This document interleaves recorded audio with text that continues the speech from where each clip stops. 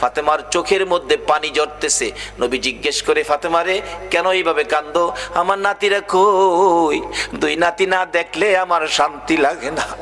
ফাতেমা বলেন, বাবা গো, আমি কাঁদতেছি কোন ব্যথায়? ঘরের পিছনে যাইয়া দেখেন গো বাবা, আজকে 3টা দিন পার হয়ে গেল, আমি ফাতেমার চুলায় আগুন জ্বলে না।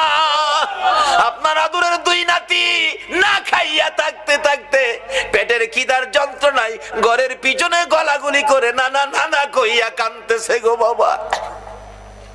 আমার নবী পিছনে যাইয়া দেখে গলাগুলি করে নানা নানা কইয়া কাঁদতেছে। নানা গো, পেটের খিদা গো নানা, সহ্য করতে পারি না। আমার নবী বেরিয়ে গেলেন। ঘুরতে ঘুরতে যাইতে যাইতে একটা ইহুদির বাগানে আমার নবী চাকরি নিলেন। কুয়ার থেকে পানি উঠাবেন, গাছের গোড়ায় পানি দিবেন, পানি উঠাবেন, 1 বালতি পানি 8টা, 1 বালতি পানি 3টা করে খেজুর।